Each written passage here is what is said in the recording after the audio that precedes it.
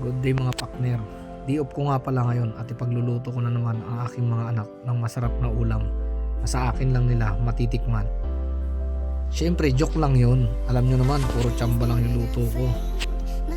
Naghiwa nga pala ako ng kapirasong salmon. Hinati ko to sa anin kasi 4 yung ulamin namin ngayon. Tapos may matitira bukas na agahan.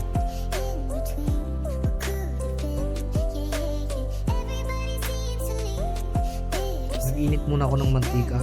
Ipiprito ko siya para hindi siya maghiwa-hiwalay kapag niluto ko na siya.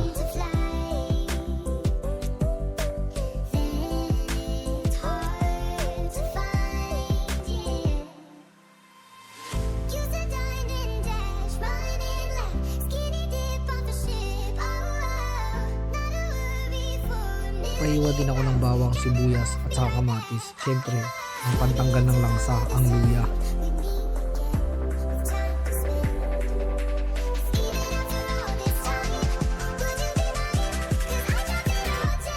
Ang luto niya dapat katamtaman lang, hindi siya masyadong tostado kasi hindi naman talaga siya prito.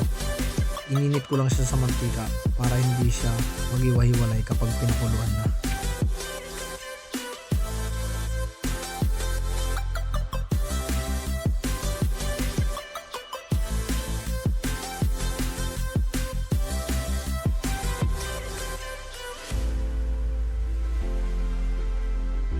Isinunod kong gisahin ang bawang, sibuyas at ang luya.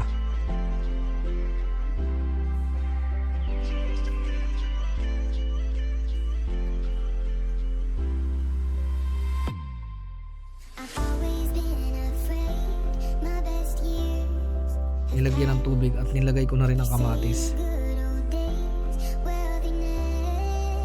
At nang mainit na nga yung tubig, inuha ko na rin yung ceiling green at ang pinirito kong isda.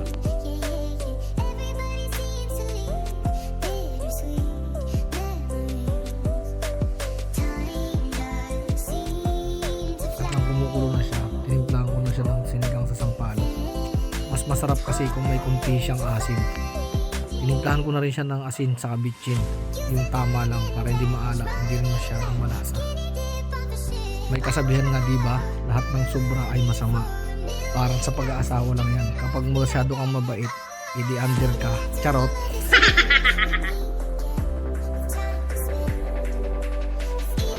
Mamaya baka isipin nyo, under ako.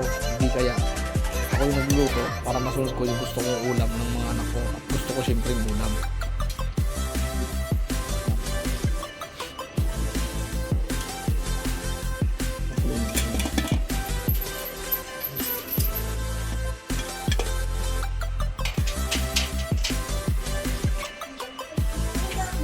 Approve naman sa kanila yung niluto ko. Hindi pa yan ha. Sumunod siyempre yung nanay. Hindi papauli sa tigiman yan. Tignan mo naman. Sa katawan pa lang. Kita na.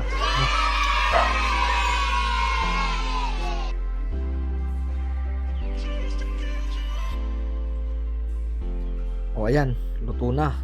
Ano pang hinihintay natin? Kain na ulit. Kain na rin kayo mga partner.